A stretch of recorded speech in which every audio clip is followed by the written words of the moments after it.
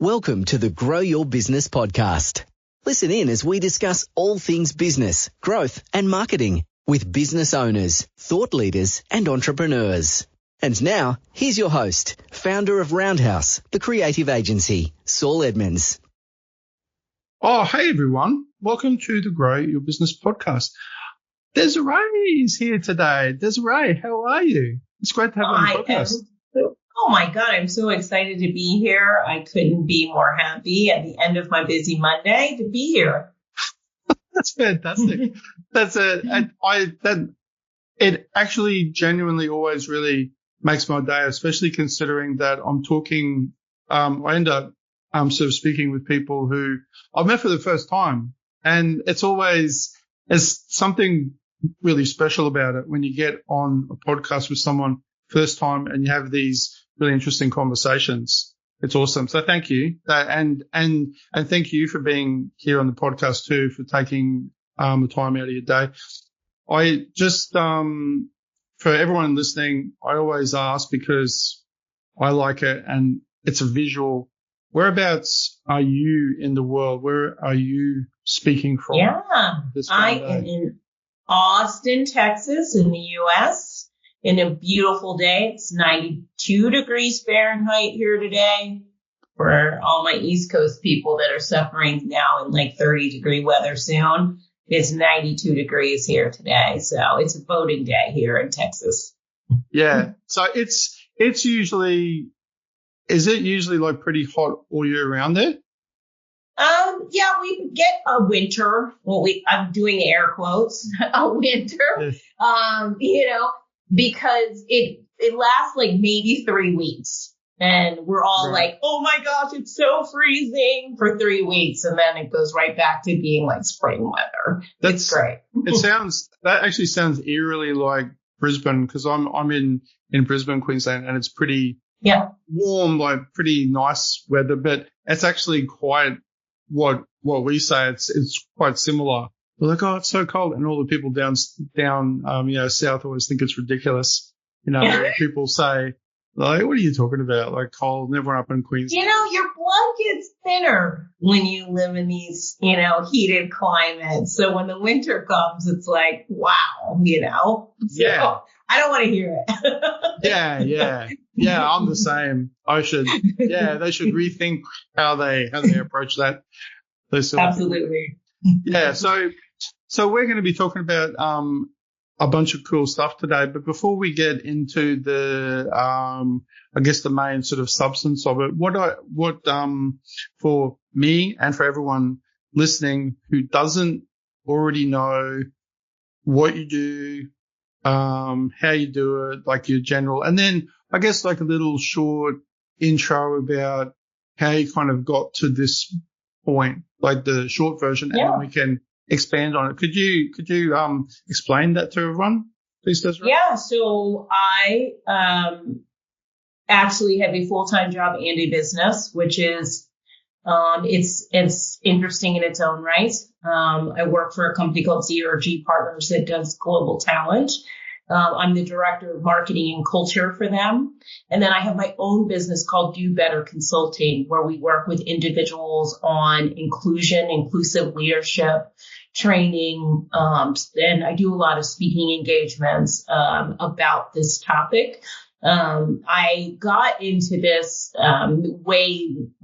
I have a very non-linear path in my career. Let me just say that. And I got into this because every industry that I went into, this needed to be a focus in those industries.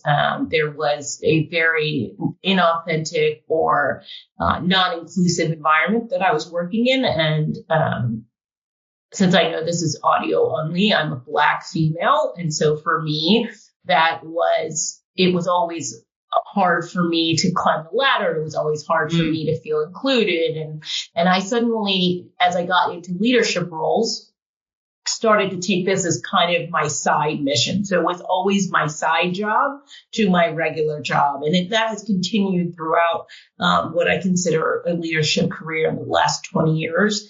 I've always made it a point to bring this to the table at any organization that I'm at. And then, about 3 or 4 years ago, I decided to do this in a consulting way because I found that I wasn't doing talent at the time. And I decided that, organizations really didn't know how to do this and they didn't understand it. And I started it right after what happened in the U.S. and the George Floyd murder happened. And it was this huge point in United States for us to start taking some of this stuff seriously. And it brought a lot of people to me to say, Desiree, can you help me? And I, sure, I can help you along with that 40-hour week job, 40-hour 50-week job I had, but I decided that it needed to be an actual business. And so I've had this business for 3 or 4 years, and I continue to do this work on the sidelines of a regular job. Is the whole, like everything that you've been speaking about there before you started that, like as to take like a step back then also, because I guess because of, our own story and how when you're in business and you sometimes or often, depending on what you're doing, often reflect on like how you got here, when like you're talking with other people, and especially when you end up talking with a lot of other businesses and they're like, sort of explain the story. I'm always then especially interested about like before at this point, you're so used to doing all this now. When you say like, even if you take a step back to, when you were doing whatever studies or before then, is this sort of, the interest in maybe not even this area, but like in related areas, was that always something you were generally interested in? Or have you been able to reflect on that and go, oh, there was a point where I woke up one day and went, oh, wow, Desiree, I really want to do this particular thing? Or was it much more of a slow burn? Was there some kind of like light bulb moment, or was it much more gradual? I had some light bulb moments throughout my career. I went to school for international business and marketing. And I thought I was on a path that I had designed for years. I was going to run Nike. Like that was my dream, that was the goal. And I quickly found out that wasn't anything what I wanted to do. I got into corporations and realized that I really struggled in them. To find my voice and my place, and realized the work wasn't what I wanted to be really doing. And I got sidetracked for a very long time. I actually went into hospitality for many, many, many, many years and rose through that food chain. And then ended up running a food company, before I got into talent. So if you had asked me at 21, if that's what I would have been doing, I would have said no. I would have said that I should be CEO by the time I'm 25, of Nike, of course. And so that did not happen that way. And I think there was a light bulb moment about the culture piece of it for me. And part of that happened when I determined that place that I was doing that job was not the right place for me. And I realized that culture, especially in my generation, was so heavy on the work side and focused on how many hours you work and the KPIs and the metrics, and less on how people felt in the seat and felt doing the work they were doing, that I woke up one day and I quit my job. It's the only job I've ever walked out on without giving notice. And that changed my trajectory for the rest of my career, in a big way. It's, I find these things fascinating too, but, when I find like sometimes when you make or you're able to, like through, reflection, make connections between things that are common, like say between what you were doing before, in the hospitality industry, which is very, people orientated, you're serving people and you're helping people. And I mean, you could easily say there's a a lot of, service-based industries or other ones where people deal with people, obviously, because that's what it's all about. Like it's selling stuff, like selling a service, or you're providing a service or whatever. But like I do find and I guess it gets back to me, why I asked that question in the first place, which is like there's sort of some people more than others, sometimes only upon reflection are more predisposed to do certain things. And you don't really know that until like you've been doing it for a while and you go, oh, that's interesting. I can sort of see that clearly now. And, it's a little bit sort of similar in some ways to not exactly a light bulb moment, but I used to think, like say before we had our own business that we've had for a long time now, I used to just have this general idea. I was like, I started in business and that was my first experience in that. But then I actually reflected and I was like, actually, no, I've been brought up, like we had a corner store and my mum had a corner store and my dad was doing things on his own. And upon reflection, I was like, oh, actually, there's been this big influence with working with people and I didn't even realize it. So I guess whilst that's not the same as your story, there's a precursor to other things, and then it's only upon reflection you go, oh, actually that experience was really important, for and like you were saying too, which is I find it really interesting, like the catalyst is like you were doing it and you were probably, I mean, from the sounds of it, I've met you for the first time, so I mean, I'm like all of a sudden I know all about Desiree. I don't, clearly, but like you obviously, and you're working with people and that was very normal and you get used to it. But then there's this other catalyst where, you felt like there was this thing that really jumped out and that became like a bit of a mission. Cause I saw that you used, where I saw it when I was doing like secret research on you to find out stuff about you, which wasn't very hard because I just Googled your name and all the stuff came up, so it didn't take me very long. But there was like you were talking about revolutionizing the whole talent thing. I thought, oh, that's cool. That's like a good way to say it. So as a segue, like when you wherever that was, because you'll know better than me because you said it. But like, what's that?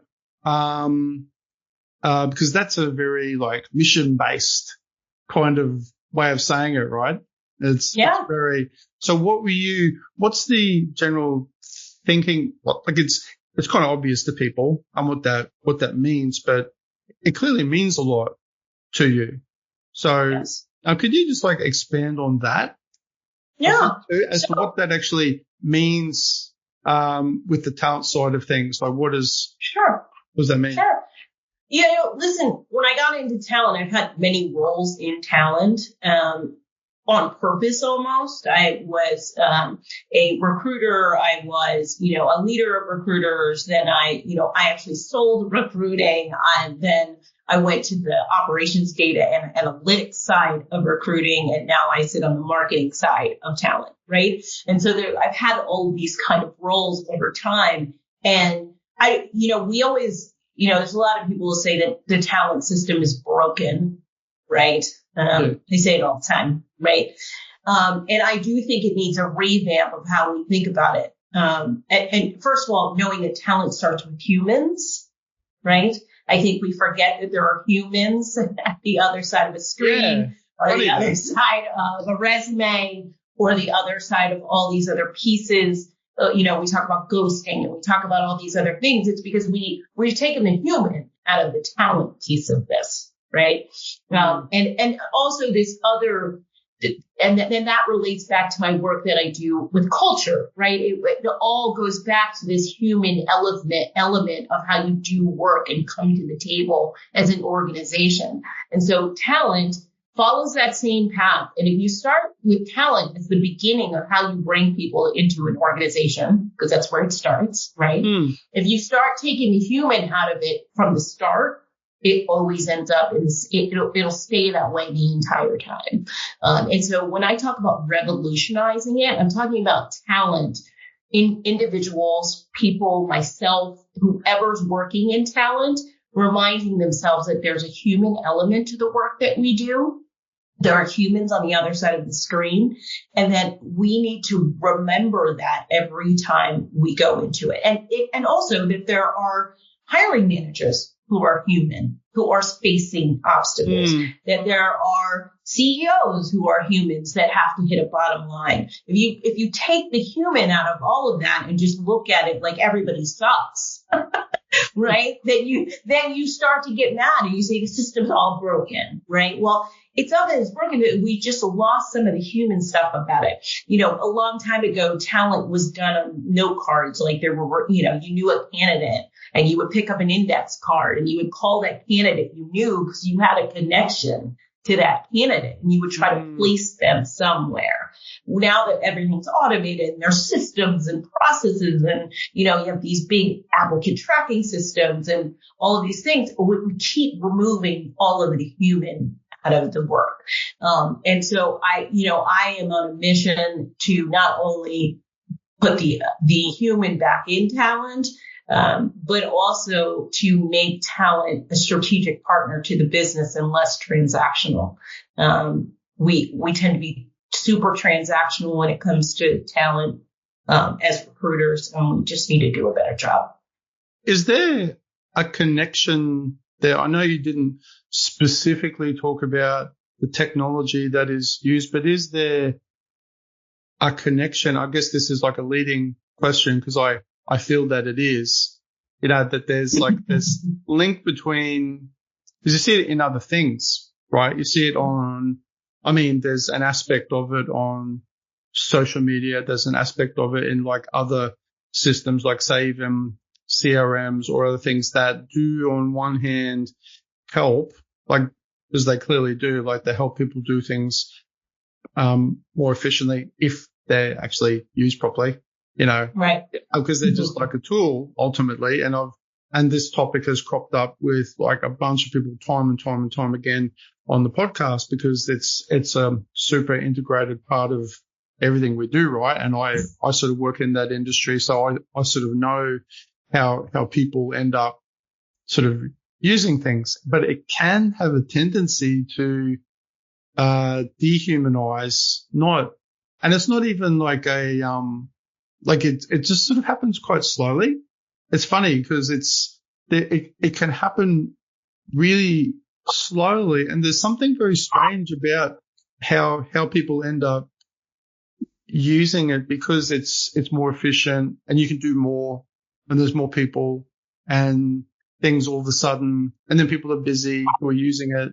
Then the next thing you know, you're just like sort of a number, even though intellectually, like you as the user or me as the user would be, that's clearly not the case. They're like a real person and you're not actually thinking and you're not really doing that, but it can still have that sort of habit. So, because it's interesting because I latched onto that because of what you said about like you used to have this card, you used to have this physical sort of card. And I had noticed it straight away. What came in my mind was at networking groups when I used to go, like, to BNI stuff, BNI and like all those sort of like groups.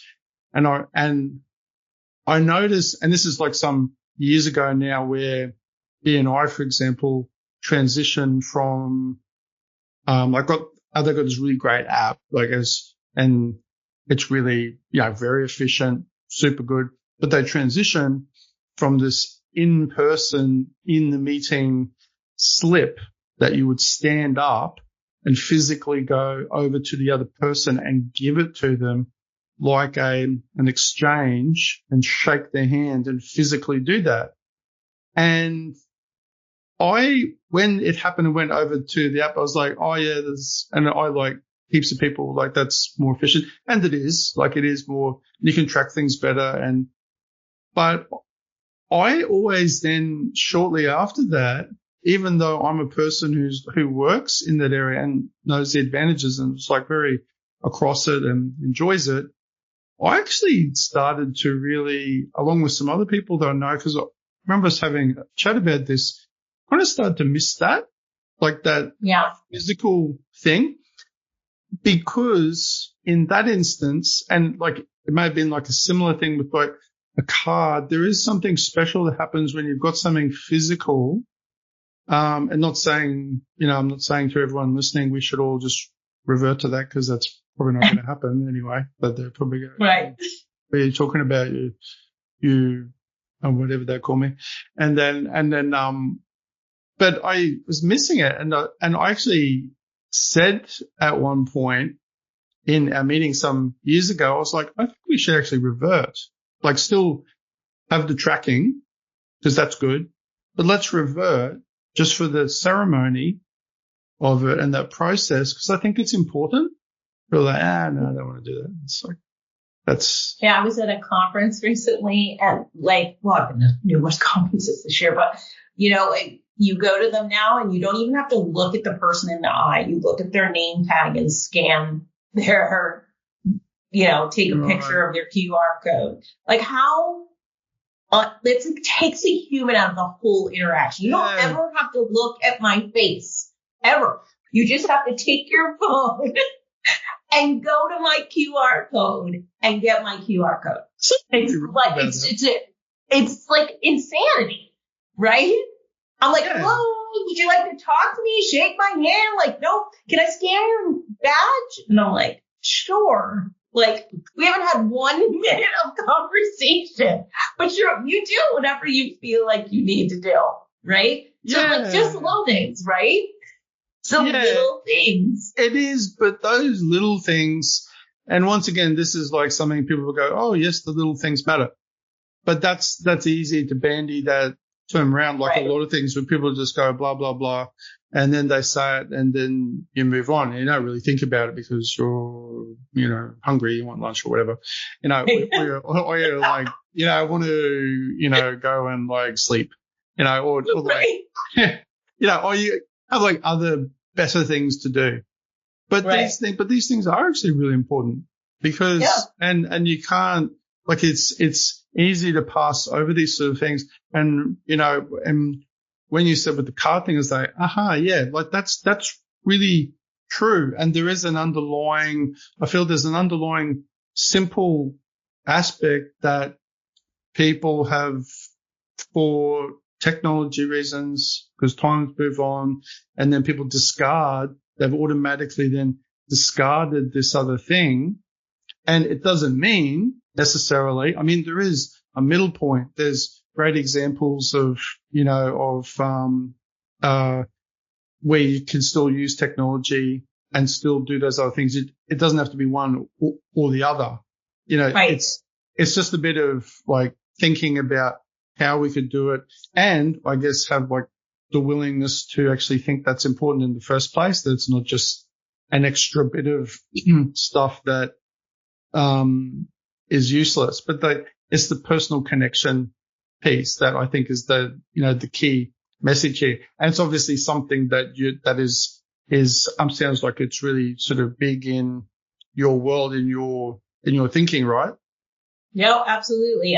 Listen, I love technology. Don't get me wrong. I have every app known to man. I have all the things. Like, I want my life to be efficient and, because I do a lot of things in a day. My day is packed, right? So the efficiency of technology, the speed of use, all of those things, I totally agree with. I just think there's a way that we can interject some human into a lot of the things that we do. And especially as being leaders in the talent industry, that we need to be concentrating on more than how AI is going to take our jobs, right? Like, I want people to focus on how, how they can put some more human into the business. And I think things will start to change. It sounds like I've got a little window, I guess, and it's a pretty small window. It's my sister had been much more in sort of HR and recruitment too. That was like her world for a long time, and she was, awfully good at it. And she's got like a more, sort of stable job in the government in similar area. But so I had this sort of, and I guess from personal perspective, knowing her, and she's a people person too, and just hearing her talk about it, I used to always, marvel, I guess, to some extent, as with that job and that sort of role, and you're in that, similar sort of area, as to the significance. Like when I'd sort of reflect on it a bit more, I'd be like, that's actually an incredibly important job to find, like for that company or, company, whatever size business, to find these right people, because at the end of the day, like, obviously once people get there and the right culture and, and everyone, from leadership down and everyone doing the job and everyone playing nice together, that's super important. But that first piece about finding the person with the right sort of, from the technical point of view, like the skill set, their good fit, like required, when I used to reflect on it, I'd be like, that requires a bunch of, deeper, understanding. I mean, you could go down just like you were talking about before, about their number, they tick this box, they blah, blah, blah, blah, blah, right? And they go, right. Yeah, one, they're smart, two, they're, right. Whatever right. it is, like, there's all the things they got to tick. And, right. And you got your list, which is then important too, but that's not important. But then understanding like the business, like what the business is like, that's almost like the concierge service, I guess. Hey, like you're matching this with this. It's like, that's pretty important. Like to get that, that responsibility of doing that.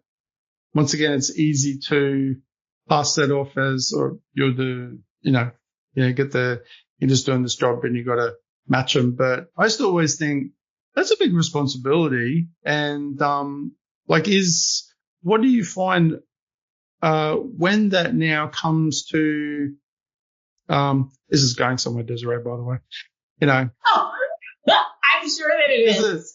This is going, just in case you were wondering, it says, I'm leading to then how, like got this responsibility, and then you come along and you've got this,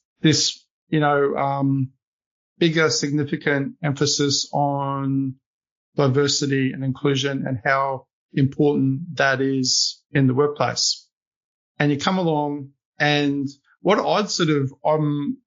I'm interested to know is, in this day and age at the moment, is it still like an issue? And if so, like how much? Where you come to people and people, what different levels of acceptance that's even important is there, where people just go, look, I know I got to do it because like my mate told me I should, or my other friend who's the CEO of this said that it's important, and we've got to do it because we've got to make everyone sort of happy, as opposed to people like then actually going, yeah, I do think it's important. And I'm not just saying it like for the hell of it. I know there's a process where people don't know and then they get educated. Not everyone's going to wake up one day and go, oh yes, like I feel like exactly the same way that like you do, for example. Cause it doesn't really work like that, does it? Like people just don't. No. And they have to be educated. And that's cool. Like that's how it should be. But what's your general, feeling of the landscape? So it's changed, right? I think in 2022, we started to see the downturn. 2023 got worse. And so there's been a backlash on DEI work, especially in the United States, about taking away programs and taking away money, and taking universities closing whole departments, chief diversity officers getting burnt out and leaving. I mean, it's just been a really hard 23 and 2024 for for DEI. But what I will say is that DEI work is an ebb and flow kind of thing anyway.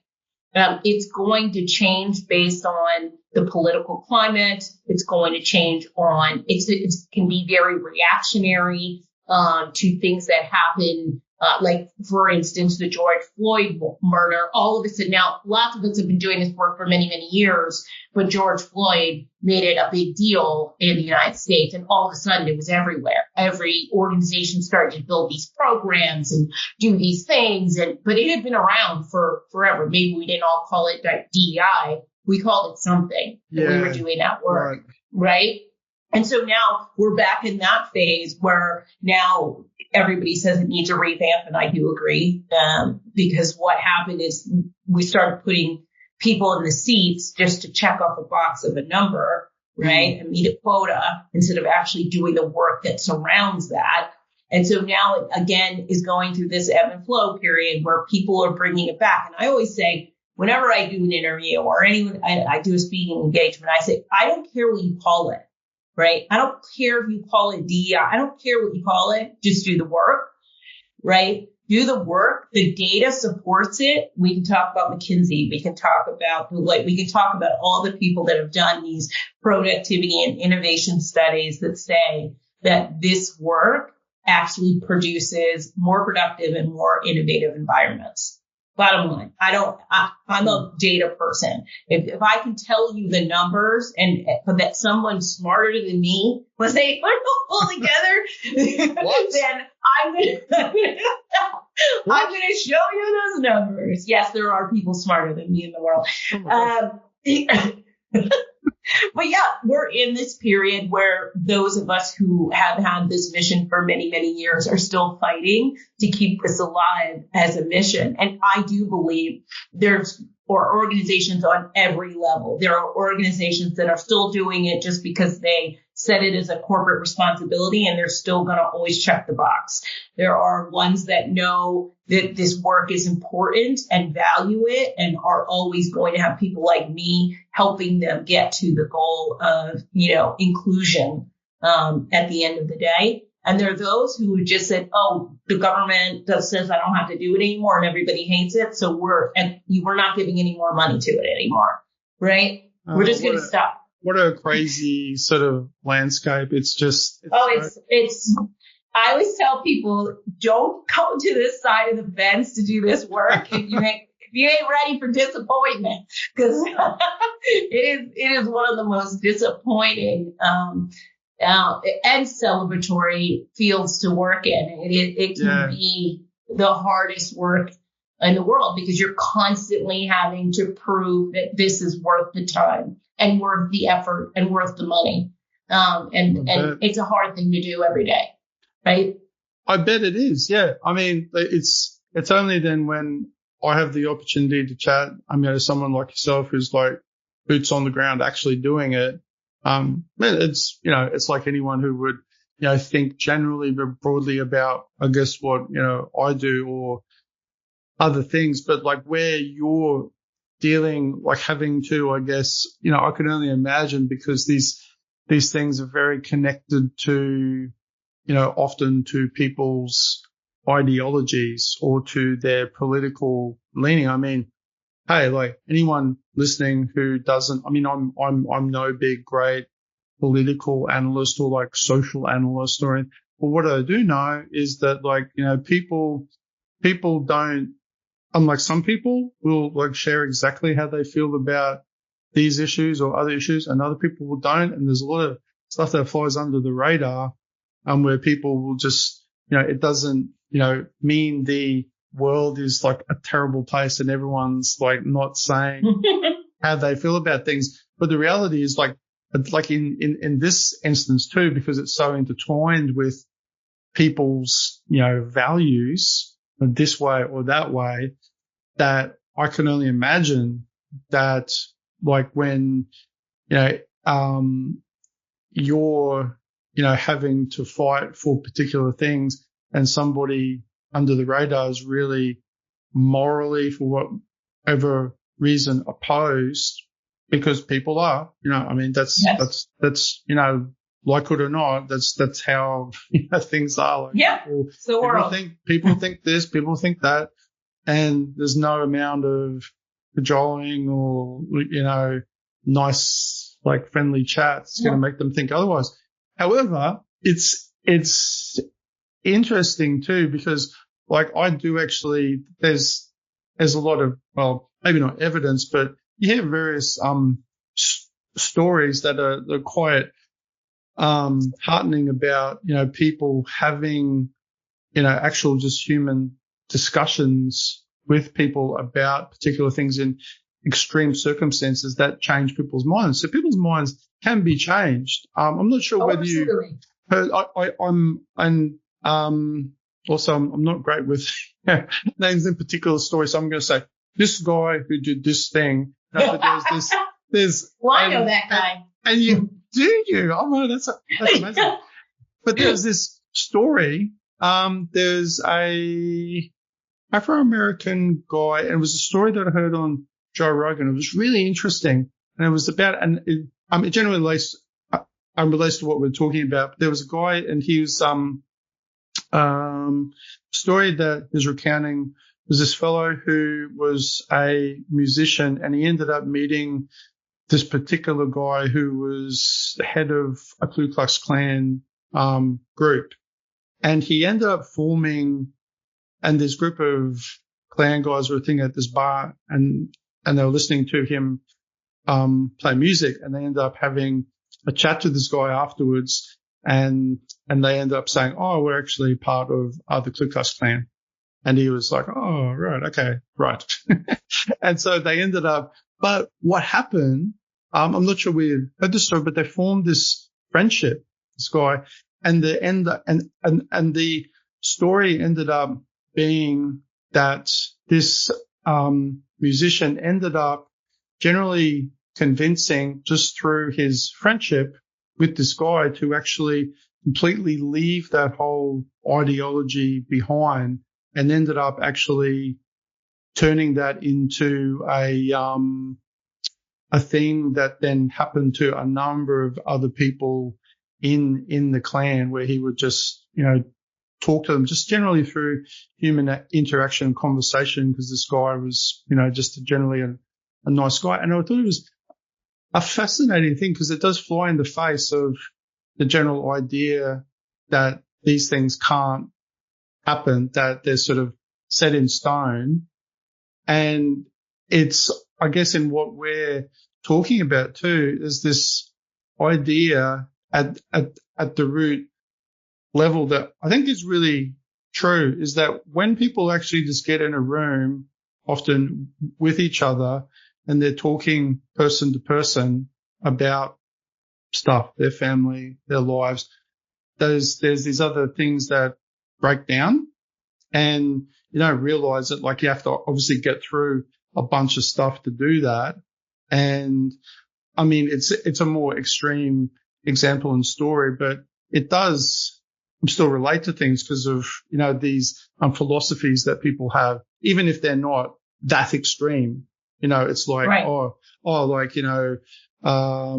don't like DEI because of, maybe they don't even know. Yeah, right. They don't even know why. It's just. I think the biggest thing I've learned on this journey that I probably wouldn't have told you is probably the biggest thing that I would have learned, is that most people, when educated about this topic, tend to at least acknowledge its worth, right? Yeah. And I don't think that if you had asked me when I started this journey, I don't think that I would have told you that all I had to do was go in a room and educate people about, bias and all of these things. Most people are just generally uneducated and comfortable with their own space, right? Yeah. It's hard for them to understand other people's perspective if it's not their lived experience. Yeah. But when you start to educate other humans, again, the human part of this, right, about other humans, they tend to actually be really good at processing that information and then saying, oh, even if I don't still agree with it, I understand what you're saying and your point of view, which is really some of the time all you're going to get. Okay? You may not sway anybody to the other side, but at least they're listening and, you know, are able to say, oh, I kind of get where you're coming from. Now, that's not everybody. That's to be true. Yeah. But it is a lot of people. And the more speaking engagements that do, the more things that I talk at, the more times people have heard me in interviews like this. They're like, you know what? I listened to you. That one thing you said got me thinking. And then they do research on their own or they do something else. And it starts to sway them to a different way of thinking. Yeah, but it's a bridge. You know, it's a bridge, right? Yeah. Like it's right. Absolutely. Yeah, it's just a bridge. Like not everyone will take the walk completely over the bridge, but stop like halfway and like look at the view. I mean, that sounds like a pretty good quote. I should write that down. Maybe somebody else will write it down too. Yeah. That's my quote. Take it, Desiree. I will not. I also think too that you know, as generations start to phase out of organizations, right now we're looking at the boomers, you know, completely rolling out. Gen X is slowly at its end, you know, or hopefully I'm Gen X. Hopefully I'm coming to the end of this corporate life. You know, the newer generations are seeing this work differently and are not willing to put up with as much stuff as boomers and Gen Xers were. And I think it's easier to talk to those generations. Now, I'm not saying they completely agree with it either, all of them, but they're way more open in the idea of an environment and organizations that supports everyone in that organization versus Gen X and baby boomers who were like, you go to work, you do your job, and you show up and don't complain. Right? Like that was pretty much it. Yeah. The next millennials and the Gen Zs, they're like, no, I'm not putting up with it. And I want this to feel like it's a place where I'm valued and heard, you know, and that's changing the landscape of the work that I do as well. Yeah. Sorry. What were we going to say that, Desiree? Were you going to finish? No, I was just going to say that it's been an interesting journey to talk to Gen Xers and now starting to talk to Gen Z. It's a very different speech you have to give. I bet. Right? Yeah. I mean, this is where like, you know, people like yourself, where you have to specifically, like you think about these different generations, which are once again, they're these terms that people, you know, throw around. It was like, you know what the Gen Zs are and all that sort of stuff. Right. I mean, I have a different interesting perspective because I've sort of had to do over the years for various clients. There's been a couple of times where there's been different infographics that we've, designed that have statistics about like, say, like buying habits and things. And I'm generally from the data perspective and the visuals just making them look nice, but also make them a bit of like, but as I'm doing things, I'm just generally absorbing stuff and I'm like, oh, that's interesting that's, because generally data doesn't, for the most part, unless it's of course manipulated data, it doesn't really, you know, lie. You can gain like funny little sort of insights or you think you can anyway. I mean, you can always, you know, you can always, like, things are always generally twisted this way or another. I mean, that's not. Absolutely, they are.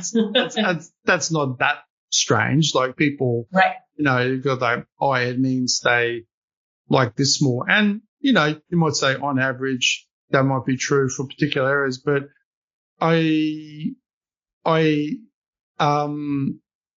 that point where you've got like intergenerational, you know, habits, like you were talking about, somebody has been entrenched in them for the most part, not everyone, but on average, this particular ethos more than the next generation.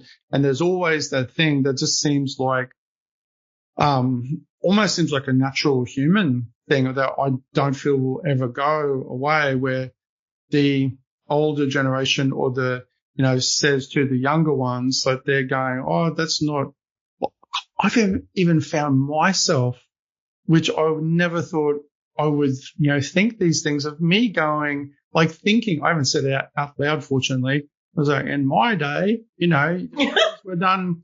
I was like, oh my God, I'm thinking that. Like that actually thinking these things, because it almost seems like a natural, like my assumption of how that works then is that that's like a natural thing that just occurs, like because you're used to A, B, C, D, E, then all of a sudden you see X, Y, Z, and you're like, oh, I don't like that. And at first glance, unless there's a catalyst, like some conversation where you're actually talking to those people, or you're a friend who's that sort of person, or you come along and go, hey, everyone, like, wake up, what's going on? Where you're just like talking to people about it, educating people, in whatever way. There's lots of reasons why people never understand like another generation, right? They just go, it's like, and it's not, like, oh, everyone in that generation is really ignorant. They just don't, like, it comes back to the human thing, I think, hey, like people are just, they don't have a chance to interact with this particular group of people. So therefore there's whatever you want to call it, fear or the fear of the unknown. And for some people, it's like greater than other people. Other people, it's just like, oh, I don't understand them and I don't want to, that sort of thing. Right. It's like, also, if you're a parent of one of those people in a different generation, your natural inclination is to be more parent-like to that, that generation. True, you know what I mean? Than to be like so accepting. You're more like, turn the music down type of attitude. You know what I mean? Like that for me is like where I've come from in my later years. It's like, oh my God, these kids. I say it out loud now, and it's like, oh, kids these days, I turned 50 at the end of this month, Saul, and I'm like, wow, like that's something. And these kids these days, but actually I have a lot of appreciation.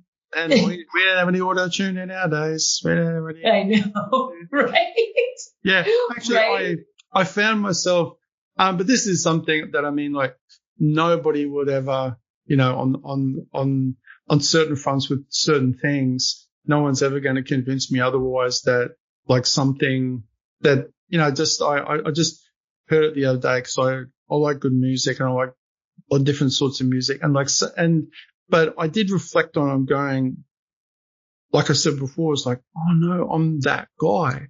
Like I'm the guy who's going, oh, these, this music these days. And I was like, oh, that one was sort of shocking in my own mind.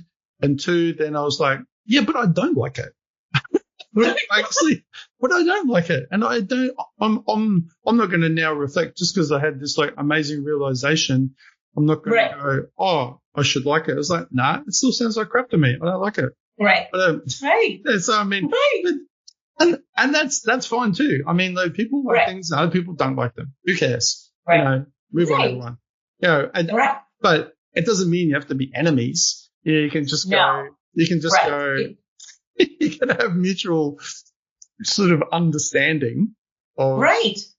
Just have some mutual, like, respect for the fact that they're living their own lives as a human, right? Like, everybody's got to live their own life and take their own path and make their own choices and do their own thing. You can have respect and not have, like, fall in love with that idea or that music, or that you can have respect that that's what they choose to listen to, or that's how they choose to do things. I have a lot of respect for the younger generation right now. I wish that in my generation, I demanded a little bit more from an organization. I wish that I had not taken a lot of the crap.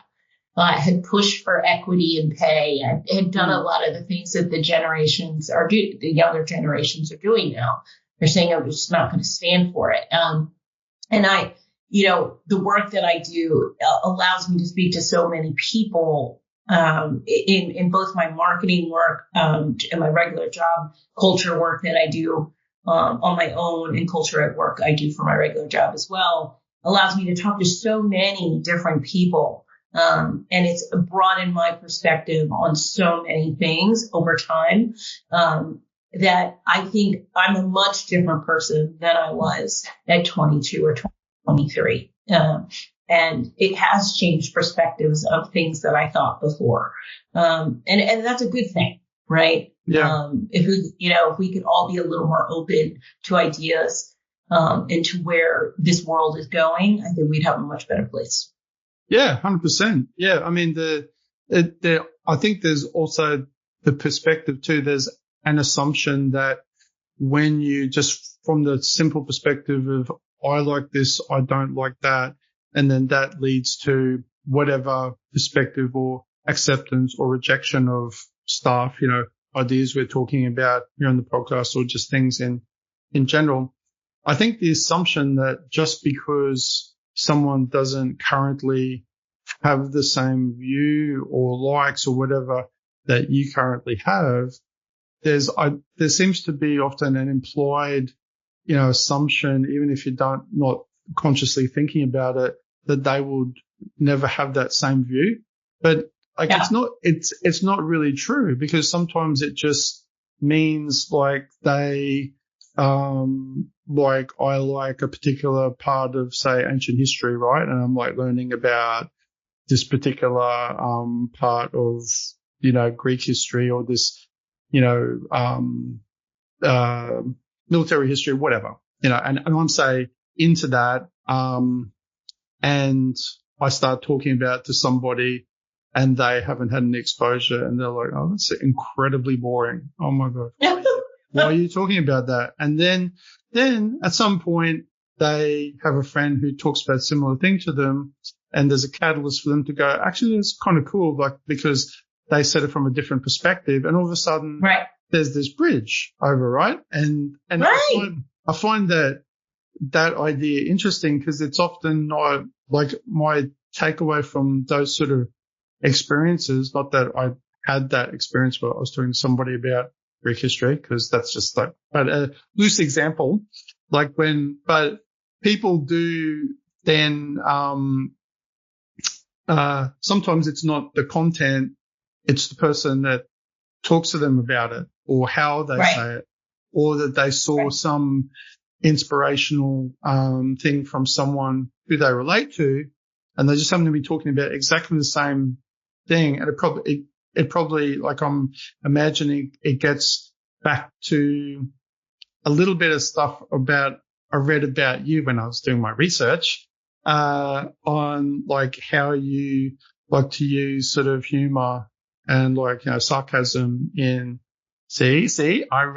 I was reading stuff. You did. I'm very proud of you. Yeah. Thank you. Thank you, Desiree. Thank you. Thank you. Appreciate that. And I thought, oh, that's interesting. So I see how I was able to create a segue, like loosely. Yes. I love it. Yeah. Well, there you go. That was my opportunity. And I grabbed it. And so. Oh, good for you. Good for you. Yeah. I mean, I have found, that serious topics, sometimes are taken better by people when there's humor behind them. Right. I also am a very, blunt, sarcastic person in my natural state. And when I try to make everything super buttoned up and professional, it comes off, inauthentic, from me. Yeah. Right. People are used to me being, kind of in your face, tell it like it is. I'm originally from the East Coast, which you probably don't know what that means, but we don't mince words plainly. And so, I started this journey in a very different way. I was super professional and buttoned up and taking the serious approach, but it didn't work for me. It didn't work. It didn't feel right to me. And what felt right is to be a little bit sarcastic, a little bit, a humorous, even though these are serious topics. And then on top of it, being my blunt, natural self. And people actually resonated with that. My mantra is do better people. You know, I honestly believe that, right? Like, I just want people to do better. And when I say do better, people, it comes out with a little bit of blunt, a little bit of sarcasm in it, but I mean it. Like, I want you to do better in your life, whatever that means for you, whether it's in DEI, whether it's in taking self-care, whether that is employee well-being, if it means being a better leader, whatever that is, I want you to do better at it. I want you to look at all the perspectives and try to be a better whatever, right? Yeah. Because it's the only way to up your game in life, right? Is to do better. You're consistently doing the same thing all the time. Yeah. And I'm kind of sad for you that you don't evolve, right? But I think we should all evolve. No, 100%. I mean, there's for every reason, and it's easy to take that out of context, I think, too. Like, right. People will be, yes. I don't want to be like a high performance person. It's like, well, you don't have to. That's not what I mean. Yeah, that's right. But that's an example, though. I mean, I sort of said that too, because it's easy for people to jump to all sorts of conclusions. You know, it was like, yeah, I thought I was speaking English to this other English speaking person, and yet somehow, right. Like, I feel like I'm talking to somebody on Mars. I mean, that does, right. that, sometimes happens, and that happens because people have got their own set of, expectations about, like, you, like, they go, yes. Oh, I'm going to, and I mean, I guess, I'm no psychologist, but I sort of imagine that generally speaking, we've got, memory, preconceived ideas about things. On one hand, they're kind of probably just helpful things for us just to exist, right? Because, yes. Instead of like encountering every time I encounter Desiree or a person down the street, and you have no idea what to expect, which you generally still in reality don't, because you're completely different to the other person, but you've got an expectation, but then it can also be harmful, when you've got a preconceived idea and you go into it. So, I mean, there's like, I get on one, society wise, why people, just inherently have to have, it's like a pre-understanding in order just to get by. But then right. There's an element of then breaking that down to then actually find that just that willingness to be, and that's linked to the whole improvement thing, I feel, because unless you're willing just to, that's not even just about like you being better, but right. I think I'm just sort of thinking about this on the fly, trying to make sense of it for myself. Like, just go, if you're willing just to go, if you're open to finding out about other people, that by default is helping yourself too. Absolutely. Isn't it really? Because like you're kind of just going, oh, I've just learned something. And it's something I've brought up the more podcasts I've done. This is now like episode, whatever it is, like I think you're 75 or something. So I've got some good data now, like general, right. Because it is like, for me, it's kind of just the general in terms of the memories. I'm like, oh, there's an interesting bunch of things that crop up over and over again. And one of them is, sort of part of what we're talking about is people just helping other people. And I mean, call it whatever you want, like cliched, chit chat about, self-help or whatever. But it's really real. Like it's really true. People, I actually firmly believe, I think it's really a real thing that people inherently, when they're obviously has to be a willingness, but when people are in the right, environment and they're in like all sorts of industries, talk to a lot of different sorts of people, but there's often in people's stories, there's often a catalyst, which is why now I ask it more, because I know it's a thing. It's like a thing that always crops up on the podcast, like often when I go or the story and people going, this happened or this happened. And that was like the catalyst to do or to pivot my career it's often about helping other people. And they're like, you make money on the way because you've got business and stuff. So, Of course. if you can do like the two things, even better, but like helping other people sort of first, and there's that driving force behind it. And I think that's really cool. It's like it gives me hope for the human race. Let's put it that way. Yeah. I have so much hope for the human race as well. Totally. I do as well. I wouldn't do the work I do if I didn't believe that the human race can be a better version of itself. And I hope for that, right? I also want to say that the reason that I have always used humor and sarcasm, a little bit of crazy in there, is because I find that people resonate when they can make a connection with you, right? Connection is, and it's a little bit of what you were talking about, right? If I say something to you and we have no connection, you may not accept something from me if you don't feel connected to me. But if we're connected, you're more willing to listen, right? To hear, and not just listen, you actually hear me, right? Because we have some sort of relationship or connection. And so I find that people feel, even through my social media, feel some sort of connection through that type of tone versus the other connection, which is super ultra LinkedIn-y and professional and kind of, boring, right? They find the connection with whatever I'm saying. And it is. It's pretty boring. It's so boring. They find the connection in it. And then they'll reach out to me and say something funny to me back or DM me or say something crazy. And it's just because even through the words, they found some kind of spark or connection, even if it's a couple of words in a social media post. And so, I like to make connections. I am a people person, obviously. I like the connections that I've made along the way, and I always hope for more. And I think it's essential for people to feel connected to something, whether that's other people or passion or desire or whatever. And I hope to drive that for people. Yeah, 100%. I think I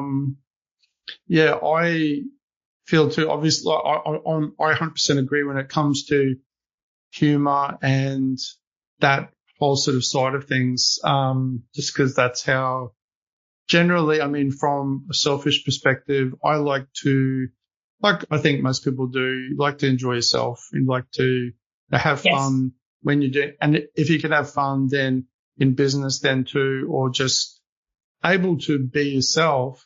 But I would then also, because I think this is, if I even probably think about myself, because you like to be able to be yourself, right? Like when you're with somebody, if you can do that, that's the best. That's like everyone puts on some level of facade in different situations. It's just like, even if you're not, like, I'm going to be, this person. No one thinks like that, but they do put on little, different elements. But if you can be yourself, that I would then sort of argue that ultimately, like, is a big part of what you're talking about that you find works with humor is, of course, a big part of it. But the main part is that you're ultimately able to be yourself, like that you can actually just be, because that's you.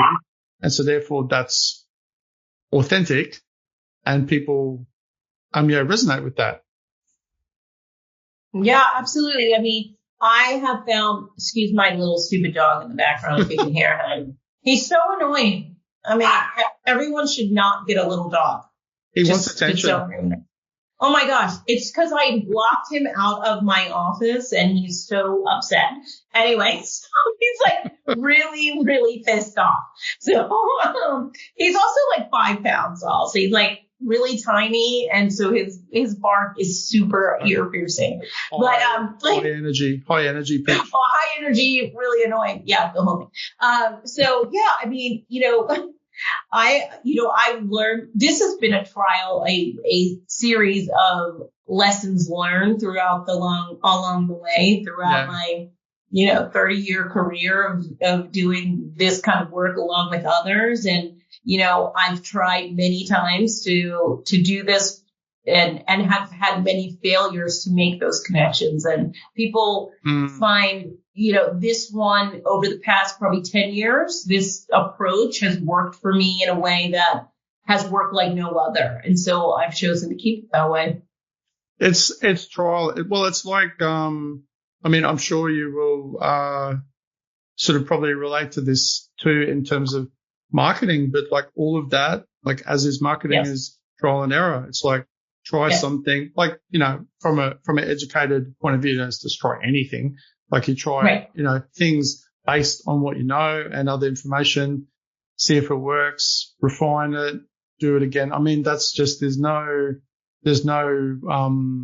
like one size fits all thing. Like you get closer to that element of, perfection, but you see this sort of common thing too with a lot of people who are at the, the sort of the highest level of whatever they're doing. Or I've found anyway, and not everyone, but most, there's an element of real modesty and humility, like at the end of the day with a lot of people. And I always for me, because for many years, my wife and I used to do, lots of martial arts, and now, sort of grandmaster that we had who was, who still is, he's still alive. He's a Master Sung Soo Lee. Like he's an older Korean man. And it was always like, if there was going to be anyone who could regard themselves or talk about themselves as the expert in the area, it was this guy. Like he's in terms of rank and experience, but he was always like, he always had this sort of ongoing message all the time of perseverance, and that you never it's an ongoing journey. Like even if you're, and that was always, I know people listening be like, yeah, that's the old, martial arts, sort of cliched guy saying stuff, sort of thing. but it's like really, but it's really true. And it was always very important to, both my wife and I, when we were doing it. It was really encouraging. It was really a real thing. It was like, this guy could say, this about himself, but he was always, and there was this really cool idea that has always stuck with me too, which was manifested itself in the idea of the belt that you get to, like you go from white in terms of like a good metaphor. It's like you go from white, like an absence of color, and you fill that up to get to black, and then the very higher levels of black. But then ultimately you return back to white. You return to a state of like lack of knowledge, because you've learned so much that you're able to unlearn like things as you reach like a state, and that manifested itself. And I actually saw it, and I remember it because it was a really great sort of thing, just being, sort of a student, is he used to have his normal, belt that he would just wear to, like a nice new black belt, but he had on a number of times his original black belt, and it was like literally falling apart, and the black, and it was becoming like grey, and all the color was like draining out of it. And I was like, oh man, that's so, one, just a visual that, cause representation of experience. I was like, I just love things like that. For whatever reason, you sort of see it, and it was tattered. It was like literally falling apart, this belt, cause he'd had it since he was, cause he's now in his sort of late 70s, I think. But even then, it was like this showing the experience, but it's going back to this original state. White color. That's so cool. It was like filling it up. It was like filling up the cup, but then it's emptying out to return to this sort of state of lack of knowledge not probably lack of knowledge, but returning to a point where you are able to and you want to learn new things even more, despite the fact that you're super experienced. And I always really like that idea, because I think like it, you know, it obviously relates to modesty and humility as well. And like that's, you know, I think that's a really understated important thing. Like it's obviously in sort of relationships with people, which is your whole thing. Like it's all about people, right? Like everyone's like you're trying to, so if you can't have some of that, you know, I'm not saying you've got to be, you know, like that's a learning process too. You can't just be, you know, it's meeting people for the first time. Yeah, it could be hard sometimes, like when you have to get to know people and, you know, the whole trust. At the end of the day, you got to be able to trust, but it's a process. Like I think the acceptance, but the acceptance, like what do you think about the idea? Because our world is very filled with quick fixes, you know, like going, and we're very used to, everyone's trained like unwittingly with like, you can have everything now, which I think I often feel like it makes it harder for people because everyone's kind of unwittingly trained to want quick answers or quick things, that it makes it culturally and sort of mentally maybe harder for some people just to actually slow down. And I'm like, no, it's impossible. So how do we, do you see like, or have you, like in the context, if we just bring this back to, what you do, like matching, you know, people like with the employers and all that stuff, all these very, you know, tricky dynamics that you got to juggle.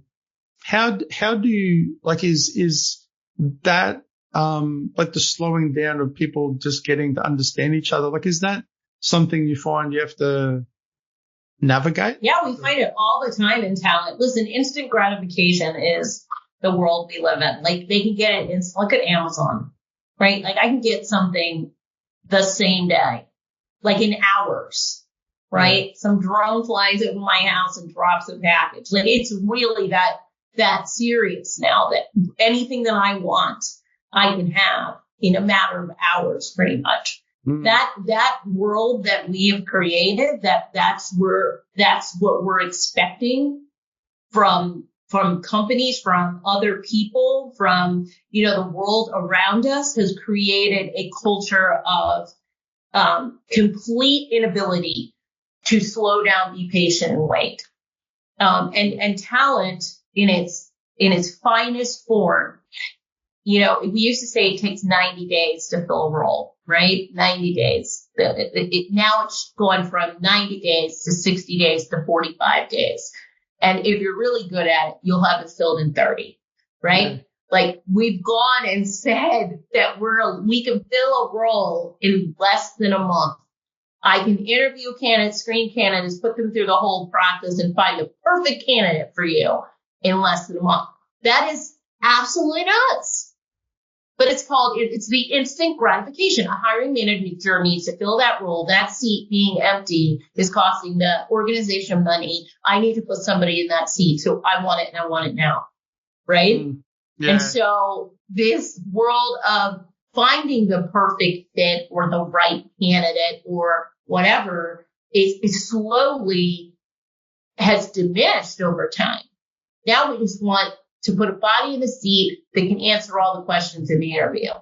Right? It's like a totally crazy thing, right? And then we wonder why turnover rates are high, right? Because we don't take the time and slow down and think about who we're putting in the seat. We're just putting a body in the seat that we hope works out, right? And then when they get there, we're being really good leaders and slowing down to really acclimate them to their job, their culture, how they fit into the team, making them feel included and not excluded, hearing and listening and all of those things, because we're moving at such a rapid pace. I know in the United States, it's the worst. Like, it is entirely what we call hustle culture here. It is, and I know people hate that word. So all the listeners, please don't hate on me for saying that. But it's very true. We live in a hustle culture. Yeah. We're moving way too fast at the speed of light, and we want everything done yesterday. That culture promotes burnout. It promotes, bad talent finds. It promotes turnover. It promotes all of these things that in talent we talk about all the time. That's why I started this conversation by saying that talent needs to do a better job at being a strategic partner to the business. And what I mean by that is saying things like, guys, we will find a good candidate, but we have to slow down and actually interview candidates. Or let's not just put the first person in the seat, or if it's a perfect match, put that person in the seat. Right? Like, we need to be more vocal in what we know. Some of the people I know in recruiting have been doing this for 20 and 30 years. I'm telling you, they know way more about talent than I will ever have forgotten, and can be strategic partners to organizations if the organization allows that talent department to do that. And so, yeah, I constantly am talking about burnout and self-care and instant gratification, because the wants promotes this crazy culture of a lot of wants and no satisfaction. You're never satisfied. You're never happy. Yeah. I mean, so how do you reconcile these things? Like, say, because you were talking about data before, and data is like outside of a persuasive, person, like you're cutting through with a good message, like you're talking in a certain way that's working. And then you got, like, is there good data that you use about that very idea about the advantages of slowing down and like real stepping things out so people understand it, and it's not just like, that doesn't sound like that would make sense. Like, slowing down can't mean more productivity. That's ridiculous. So crazy. When we go into organizations and we do what we call a diversity audit, when we go into these organizations, one of the things we look at is their attrition rate and their turnover rates, right? We ask for that data because that data will tell me a ton about what's going on in your organization before I even talk to anybody, right? If you have a very high turnover rate, something's going on, right? How many people are using your wellness programs? If you have these great wellness, right? There's always, let's figure out what's happening here. Do you know how many organizations actually don't even look and analyze that data on a consistent basis, right? I have instituted employee surveys. Let's do a survey and collect data about what people who are sitting in your organization actually think about this organization, right? Anonymously, right? I'm sure that could be very confronting for some people. Novel idea. You know what I mean? It's the novel idea. Because if I'm a CEO, I know everything about what everybody thinks about my organization. That's just not true, right? There are people at different levels that feel different ways about the organization. Now, everybody hates an employee survey. I know it. And you don't get as many back as you would like, but you do collect data points, right? And you can look at that data and say, okay, what's happening here that I got the same answer from half of the organization? Something needs to change. Yeah. Right. We can look at so many pieces of data. I mean, in our audit, I think we have like 300 steps to the audit of what we look at in that audit to analyze what's happening in an organization. And they're all people related. And I don't even think people know what to even look at. It's very interesting. Yeah. I mean, that would be, I can only imagine that's like a skill set in itself, because it's fine. I mean, that's a very common thing.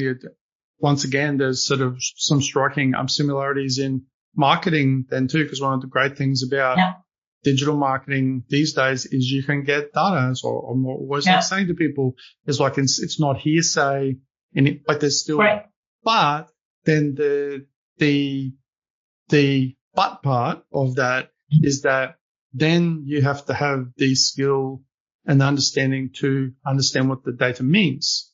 Like that's because it's fine because there's that assumption straight away. Oh, we got data, or data, whichever one you like, whichever one of those two, data or data, that you would then go, oh yeah, I've got data. And like that can be a thing on its own. People going, oh, I've got great data. And they can, it's like when people use terms loosely about things, they go, I've got, my marketing expert, told me we got good data about this, and I have no idea what that means. That just means there's a bunch of information, but what is, it's like the common thing. It's like the big thing in SEO, and it's like, a lot of like X amount of people came, but the part that they came, but why you're getting a huge amount of traffic, but it's really weird because you're getting a small amount of leads. So what is that? Right. There's a problem there. There's like a gap, or there's this or that. Right. So it's even just like, just being able to identify the usefulness of data or data. Yeah.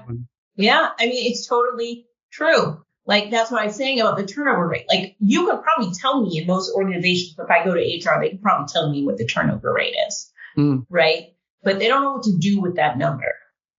From there. Chuck it in the bin. Right. Like, they're like, oh, our turnover rate is 36%. And I'm like, what is happening in your organization that's happening? Why is that happening? Let's dig deeper.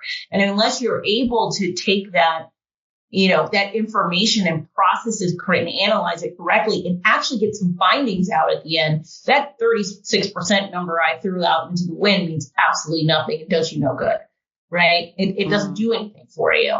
And so this is, the struggle is consistent for me. It's like, in the journey of DEI, one of the big things was the numbers. As long as we had a ton of Black people working with us or Asian people or whatever, at least if that number was high, we were doing good. But that number doesn't even mean anything. Again, it meant nothing. Right. And that's what we started to see, high turnover rates and total craziness happening. And then a lot of attrition happening as well. So, numbers are great. I love them. I used to do it for a living for talent. I live in the numbers, but unless you actually do something with them, take actionable steps out of them, can analyze it correctly, they absolutely mean nothing. They hold no value unless you do something with them. Yeah, I mean, I've now, like when it comes to data and then the willingness of people to, sort of come on board with elements of DEI and go, I'm like, say an example being that someone assumes for whatever reason that they've had a certain demographic of workforce in their organization forever, right? And this just, it's just worked. In their mind, people are like, well, it's just work. Why should I change it? Like the old, it ain't broke. So don't fix it. Yeah. Why do you fix it? So that idea. But the more because this isn't my world either. So I don't have any reason often to often think about it, but, I'm talking to you and I've spoken to a bunch of other people about it. And the more I think about it, like my perspective, like from an external person's point of view, is not sort of dealing with it all the time, is that the first thing I jump to in my mind is, well, there's an assumption that demographic, whatever that is, like that other one that isn't the main part of your workforce, because stuff has just always worked, that therefore there's no extra, like even more exciting or more, great potential from these like other groups of people. There's this sort of implied assumption that therefore, like, you don't need to change because that's just changing for its own sake. And I mean, that's true too, right? Like people, if they just answer its own sake, and you gave that example before, people would just go, I've got X amount of like Asian people, I've got X amount of like, American people, I've got some white people in there, I've got a few, Puerto Ricans. Right. And the people are like, cool. Okay. We've got all our stuff and we're ready to go. And everyone's like, fantastic. We feel good. And we'll get a designer like Saul to do an infographic and everyone will be happy. And and they're absolutely fantastic. And then at the end of the day, it's just this like, it's a bunch of numbers that, don't have meaning. So then there's this untapped potential. That's what I jump to in my mind is like, what are you missing out on? Like actually, what do you like to go, and I mean, there's certain established norms, like say, this is a broad brush, but, like more, male engineers overall than, female engineers. Cause that's certainly like a thing here in Australia, and that's my overwhelming experience. However, I've also met heaps of, female engineers too. So, but then it becomes that thing of like, well, it's an implied thing of like, well, and you hear this argument of like, well, why would we intentionally employ, other people when our information shows that the most experienced ones are males. And you can go, and that's on one hand of the argument, when you position it that way, it's like, oh yeah, that's logical, but it's ignoring the fact there's untapped potential that isn't given an opportunity that could be, just as good or better. You don't know. Right. You don't know that. Right. And I mean, that to me, just from, if you're just talking about the numbers, that sounds like a lot of potential that, is not it's just being wasted. It's not being explored. And ultimately, like the question of whether that is the case, whether is the case that there is untapped potential. I mean, may be true, may not be true, but you're never going to know unless you actually try anyway.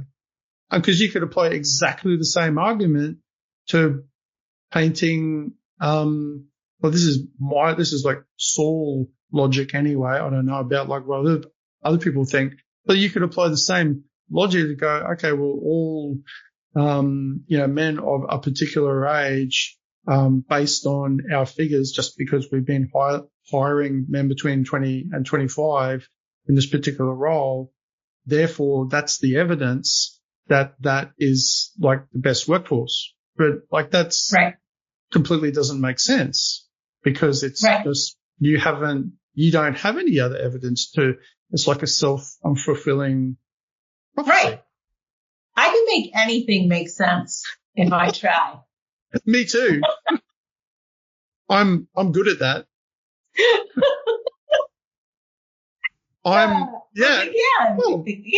You can make anything make sense if you try. Right? Tom Cruise comes along and like tells you something, and it's like, wow, that's a really compelling argument, because he's like because he jumps up on the table and he's like really, sort of enthusiastic, and people are like, yes, absolutely. Like there's compelling arguments can be easily, Tom Cruise is a silly example, but like to Tom Cruise's credit, he's very enthusiastic, and he does, like, he's good. he's like clearly good at like making people, sort of like, that's why he's a movie star, I guess, but like, that acting part or making people feel certain things. And that can be, and that's on all sides of the fence, right? Like, absolutely. That's like that's why people used to learn, logic and rhetoric back in. Right. Yeah. Back in the day. Yeah. As the core skill. Like that was the logic, sort of logic. I remember that. and oratory, to be able to convince. And now that's the province of like particular people, like, a barrister in the courtroom. Yes. Like, that they're good at it. But, it's a very, very interesting, area. And like, as I guess, like we covered like a bunch of different sort of human-centered things here. Hey, like we talked about, it's been very, much about people, which it should be, considering what the topic is. In my opinion. Yes, exactly. But like, how do, well, actually, before I asked that, you were going to give us a quote in as well, Desiree. So, which I always ask nearing the end of the podcast, when people sort of relates to what we're talking about, or something that you like, that you find inspirational or just good. Yeah. So this quote is from Shirley Chisholm. She was the first Black woman on the Congress, in the United States Congress, and she represented New York. And it is, you don't make progress by standing on the sidelines, whimpering and complaining. You make progress by implementing ideas. That is mine. Straight talker. I love it. Yeah. Come on. Like, get it together. You have to do the work is the point, people. Goes back to my ultimate thing is that, please do better, for yourself, for others, and make this journey one that you are open to learn, to ingest and to hear other views. I encourage people to do that along the way. I think that's a great message. And I think now that we've talked for, over an hour, I get a bit of a woo, yeah, hour and a half-ish, but like that, I get a sense that of how your delivery, would work well, like with some of these topics. Like I mean, beforehand when I was reading about it, like, yeah, I get that. I mean, but now I've got firsthand experience. Yeah, firsthand experience now. So never to be forgotten. I'm completely sold. I was already on the soul train. Not the soul train, the sold train. The soul train. Got it. The soul train. Got it. Yeah, I was actually, funnily, as a little funny aside, I was actually watching on YouTube some of the old Soul Train. There was like it was like a dance show, and that all sort of I know that show. I was actually watching that thing. I was like, all the the couples come out and they do their thing, and it's like it's so great. This show is amazing. Yeah, and I don't know, it's like one of those weird YouTube rabbit holes where things, and I wasn't even watching like anything with like dance in it or anything. Like, what were you watching that you got the Soul Train? I just want to know. It's seemingly, there must have been something, but it was like completely unrelated. And then it's like happy accident. I was like, Soul Train, I'm going to watch that. So silly. I was watching completely unrelated stuff. Anyway, yeah, I think I was watching like squash and stuff like that because I play squash. So nice. Yeah, and Soul Train comes out. Okay. Well, it's physical. There's people moving. Yes. So maybe that's the relationship. Yes. But so thank you. Like, been great, Desiree. And so after all this, people have been listening. Where do people go online? What's the best place or places to find out more about you? Yeah, so LinkedIn is my happy place. I live, breathe, and even though I find it, so I have so many words that I could say, but LinkedIn is pretty much where I live. Desiree Goldie on LinkedIn. I believe I'm the only one. And you can also go to my consulting website, which is dobetterconsulting.net. And then if you have this work that you want to be done, from a diversity perspective for your organization, not as an individual, You can reach me at zrdpartners.com and look up the website and ask to speak with me. So that's kind of all the places, but the easiest place to get me is to DM me on LinkedIn. Yeah, I see. I do see that you're fairly active on LinkedIn, and you got lots of lots of nice little emojis and stuff. That stands out. Yeah, they're so annoying. Yeah, but look, hey, they stand out and they do actually grab your eye. Like them or not like them, but they do actually catch your eye. So I assume that's part of the intent behind them, and it works. Yeah, like and it does work. And it's not just because I'm a designer and I like to look at things. It's because I'm a person too. It's because you're a human. I'm a human, just like everybody listening. Okay, just remember that, everyone. Okay, so thanks again, and we'll, as a parting note, say goodbye to everyone, Desiree.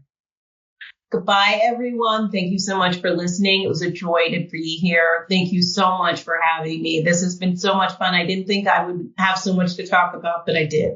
So thank you. I enjoyed it greatly. You didn't think that you could go for 2 hours, and we didn't go for 2 hours, but it wasn't too far. So there you go. Yeah.